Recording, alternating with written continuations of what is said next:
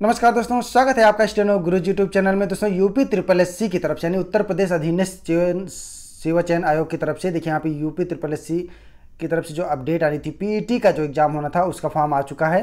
ठीक है, यहाँ पे देखिए गूगल में आप जाके UP triple S C type करेंगे, उसके बाद यहाँ पे क्लिक करिए। देखिए यहाँ पे खुल जाएगा। पहला देखिए यहाँ पे न्यूज़ एंड अलर्ट दिख रहा है, देखिए व्यू ऑल पे देखिए यहाँ पे न्यूज़ एंड अलर्ट, यहाँ पे आप क्लिक करेंगे तो ये सीधा खुल जाएगा।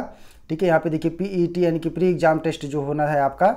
ठीक है, एडवर्टाइज एग्जाम नंबर है 1/2021, 25/5 यानी आज से स्टार्ट हो रहा है और ये चलेगा आपका 21 जून तक चलेगा। ठीक है, 21 जून तक आप अप्लाई कर सकते हैं। तो इसका नोटिफिकेशन हम लोग यहाँ पे डाउनलोड कर लेते हैं। पूरा नोटिफिकेशन यहाँ पे दिया गया है और डाउनलोड करके इसको देख लेते हैं। ठीक है, देखिए पूछ रहा है इंग्लिश, ऐसे हिंदी में ही आएगा क्योंकि उत्तर प्रदेश का। दोबारा से मैं डाउनलोड कर लेता हूँ इसको। तो यहाँ पर देखिए पूरा नोटिफिकेशन आपको दिख रहा है ना। तो यहाँ देखिए प्रारंभिक अहर्ता परीक्षा, ठीक है, पीईटी जो होना है 2021 का ऑनलाइन आवेदन रजिस्ट्रेशन प्रारंभ होने की तिथि आज से है, यानी कि 25 मई से स्टार्ट होगा और ये अंतिम तिथि जो रहेगा वो 21 जून रहेगा। ठीक है, तो अंतिम तिथि के बाद आप ऑनलाइन आवेदन नहीं कर पाएंगे और जो फीस सबमिट करने की तिथि है वो भी 21 जून ही रहेगा और संशोधन करने की इसमें जो अंतिम तिथि है वो 28 जून रहेगा। ठीक है, 28 जून के बाद आप कोई इसमें संशोधन नहीं कर पाएंगे और फॉर्म में एक ही बार संशोधन कर पाएंगे। ठीक है, यहाँ पे देखिए विशेष कथन दिया गया है, उपरोक्त विज्ञापन के सापेक्ष आवेदन व फीस जमा करने की अंतिम तिथि 21 जून 2021 तक है। इस तिथि के बाद कोई आवेदन फीस स्वीकार नहीं किया जाएगा। कोई आवेदन या आवेदन फीस, ठीक है, आप रजिस्ट्रेशन भी नहीं कर पाएंगे। तो अगर आप यूपी ट्रिपल एस सी के लिए इच्छुक हैं एग्जाम देने के लिए, यानी कि जिसमें समूह ग की वैकेंसी आएगी, तो समूह ग और घ की जो भी आती है, तो अगर आप इच्छुक हैं तो आप उसको अप्लाई कर सकते हैं। देखिए यहाँ पे दिया गया है समूह ग के पदों पर जो भी स्तरीय परीक्षा होती थी उसके लिए पीईटी एग्जाम कराया जाएगा। ठीक है, तो इसके लिए अगर आप ऑनलाइन आवेदन करना चाहते हैं तो आप बिना विलंब किए हुए आवेदन कर सकते हैं। इसमें डिटेल में हम लोग बात करेंगे, इसकी फ़ीस क्या रखी गई है, इसका सिलेबस क्या है, कब तक आप इसको भर पाएंगे, कैसे कैसे क्या करना है, सब कुछ डिटेल में बात करेंगे। उससे पहले अगर अभी तक आपने हमारे चैनल को सब्सक्राइब नहीं किया तो प्लीज़ सब्सक्राइब करके नोटिफिकेशन बेल ऑन करना, जिससे इंपॉर्टेंट वीडियो आपसे मिस ना हो। तो दोस्तों इंपॉर्टेंट डेट आपने देख लिया है कि इंपॉर्टेंट डेट जो है वो आज से शुरू हो रहा है और 26 जून तक चलेगा। तो आप लोग 26 जून का इंतजार मत करना क्योंकि इस समय लॉकडाउन का माहौल चल रहा है और साइबर कैफ़े भी बहुत कम ही खुल रहे हैं। तो जितने टाइम में खुल रहे हैं, जब भी आपको मौका मिले आप लोग कर लीजिएगा। इसमें जो मिनिमम क्वालिफिकेशन है हाई स्कूल रखा गया है।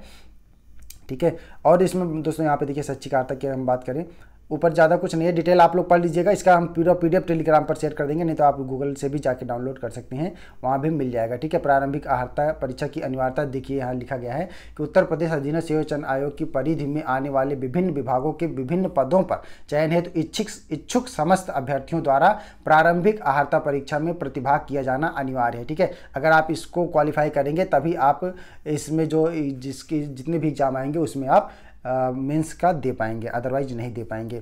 ठीक है, आयोग की परिधि में आने वाले पद जैसे हैं आपके उत्तर प्रदेश अधीनस्थ सेवा चयन आयोग की परिधि में आने वाले पद जैसे हैं समूह ख से निम्न समूह ग के ऐसे समस्त सीधी भर्ती वाले पदों के संबंध में जिसके अंतर्गत सचिवालय के पद भी होंगे और राज्य सरकार द्वारा स्थापित या नियंत्रित किसी भी बोर्ड या निगम के किसी अन्य कानूनी निकाय के समस्त समूह ग के पद इसमें होंगे। ठीक है, तो आप लोग इसको अप्लाई कर दीजिएगा। अब इसमें बात आती है कि अदर स्टेट वाले भी अप्लाई कर सकते हैं। जी हाँ, बिल्कुल कर सकते हैं। अदर स्टेट वाले आप अप्लाई कर सकते हैं, लेकिन उनको जो है वो जनरल कैटेगरी में अप्लाई करना पड़ेगा। ठीक है, उनको आरक्षण का कोई लाभ नहीं मिलेगा और फॉर्म भरते समय यहाँ पे विशेष ध्यान देना है। ठीक है, फॉर्म भरते समय अगर आपने कैटेगरी जो चूज कर लिया वही फिर आपको मिलेगा। अगर आपने ओबीसी है और गलती से जनरल चूज कर लिया तो आपको ओबीसी का कोई फ़ायदा नहीं मिलेगा, आपको जनरल में ही काउंट किया जाएगा। देखिए यहाँ पे जो वेतन बैंड होगा, वेतन बैंड 1 रहेगा, 1900 ग्रेड पे रहेगा आपका, और वेतन बैंड 2 जो है और 4600 ग्रेड पे से कम के सीधी भर्ती के समस्त पद इसमें रहेंगे। ठीक है, यानी कि 4600 ग्रेड पे जो होंगे वो लोअर पीसेस में चले जाएंगे, यानी कि जैसे आपका समीक्षा अधिकारी वगैरह हो गए ये सब उसमें चले जाएंगे। बाकी जो 2800 ग्रेड पर तक के 2800 या 4200 तक के यहाँ पे होंगे, मे भी 2800 रहेंगे, 4200 भी हो सकता है। ठीक है, तो यहाँ पे देखिए जो पीईटी एग्जाम टेस्ट होगा इसमें आपका हाई स्कूल अथवा इसके समकक्ष से कम अनिवार्य अहर्ता के ऐसे पद जो आयोग की परिधि में आते हैं, यदि उनका अध्याचन प्राप्त होता है तो उनके संबंध में आयोग के निर्णय के अनुसार अलग से परीक्षा कौशल परीक्षा शारीरिक परीक्षा आयोजित की जाएगी। ठीक है, तो यहाँ पे शैक्षिक अहर्ता आपने देख लिया। अहर्ता परीक्षा में हाई स्कूल समकक्ष अथवा उससे उच्च जितने भी आपके पास क्वालिफिकेशन है आप उसमें दे सकते हैं। ठीक है, हाई स्कूल मिनिमम है यहाँ पे, और मैक्सिमम आपके पास जो भी है ग्रेजुएशन पोस्ट ग्रेजुएशन जो भी है आप लोग यहाँ पे दे सकते हैं। ठीक है, तो आप लोग इसका रजिस्ट्रेशन करके फीस जमा कर दीजिएगा। आयु सीमा की अगर हम बात करें तो मिनिमम जो है आपका आयु 18 वर्ष होना चाहिए, मैक्सिमम जो है वो 40 साल होना चाहिए। ठीक है, तो मिनिमम 18 साल के हैं तो आप रजिस्ट्रेशन कर लीजिएगा, अदरवाइज फिर आप परीक्षा में शामिल नहीं हो पाएंगे। परीक्षा का योजना एवं पाठ्यक्रम, परीक्षा हेतु तो पाठ्यक्रम को सर्वसाधारण के सूचनार्थ आयोग की वेबसाइट पर दिनांक 20/2/2021 को अपलोड किया जा चुका है। आप जाके देख सकते हैं, यहाँ पे इसमें भी दिया गया है, इस नोटिफिकेशन में भी आप देख सकते हैं। अभ्यर्थियों के सूचनार्थ इस विज्ञापन के अंत में पुनः संलग्न किया जा रहा है। ठीक है, तो यहाँ पे नीचे देख लेंगे क्या क्या सिलेबस है, उसको हम लोग अभी देखते हैं। परीक्षा की तिथि, प्रारंभिक परीक्षा 2021 की तिथि से आयोग की वेबसाइट के माध्यम से यथा समय सूचित किया जाएगा। ठीक है, एग्जाम कब होगा ये आपको बाद में बताया जाएगा। स्कोर जो है प्रारंभिक अर्हता परीक्षा में प्रतिभाग करने वाले अभ्यर्थियों का स्कोर परीक्षा परिणाम आयोग की वेबसाइट पर अपलोड किए जाने की तिथि से 1 वर्ष तक मान्य होगा। ठीक है, ये जो पीईटी एग्जाम होगा वो आपका 1 साल तक वैलिड रहेगा। 1 साल के अंदर जो वैकेंसी आएगी उसके लिए आप अप्लाई कर पाएंगे मुख्य परीक्षा के लिए। उसके बाद फिर से आपको देना पड़ेगा अलग से पीईटी, यानी कि अगले साल 1 साल के बाद ही वैलिड, 1 साल तक ही वैलिड रहेगा, उसके बाद अलग से फिर से आपको देना पड़ेगा। ठीक है, तो यहाँ पे आवेदन करने की प्रक्रिया है, आप एक ही दिन में पूरा आवेदन कंप्लीट कर सकते हैं अगर आपके पास सभी डॉक्यूमेंट हैं और फीस पेमेंट करते हैं तो आप कर पाएंगे। ठीक है, पहले आपको रजिस्ट्रेशन करना है, फिर फोटो अपलोड करना है, फॉर्म में कुछ विशेष भरा जाना है, जो डिटेल वो देना है, फीस भुगतान करना है और फॉर्म का प्रिंट आउट लेके रख लेना है। ठीक है, प्रिंट आउट आप तब तक नहीं ले पाएंगे जब तक आपका फीस जो है वो पूर्णतः सबमिट नहीं हो जाएगा। ठीक है, और यहाँ पे एज देखिए 18 साल और 21 साल जो भी हैं, मिनिमम 18 साल रखा गया है, मैक्सिमम 40 साल। ठीक है, तो आगे यहाँ पे हम लोग देख लेते हैं। फोटो में देखिए, फोटो तथा हस्ताक्षर अपलोड करना, अभ्यर्थियों का रंगीन फोटो निम्न मानक के अनुसार होना चाहिए, ये चीज़ ध्यान रखिएगा। ठीक है, 70% चेहरा दिखना चाहिए, फोटो 6 महीने के भीतर का लिया होना चाहिए। ठीक है, चेहरे के दोनों किनारे साफ दिखते हों, दोनों कान यानी कि साफ दिखते हों, चश्मा पहनने की स्थिति में आंख साफ दिखनी चाहिए।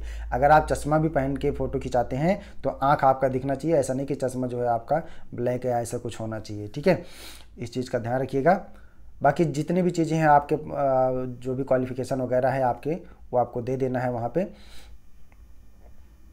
और यहाँ पे देखिए डिक्लेरेशन दिया गया, वेब पेज के निचले हिस्से में अभ्यर्थियों द्वारा की जाने वाली घोषणा का प्रारूप प्रदर्शित होगा। ठीक है, उसको आपको क्लिक करना है, उसके बाद आपका फीस पेमेंट हो जाएगा और आप फाइनल सबमिट हो जाएगा। प्रिंट आउट आपको लेके रख लेना है। फीस की हम बात करें तो दोस्तों देखिए यहाँ पे ओबीसी और जनरल के लिए एक ही फीस रखा गया है, 185 रुपये।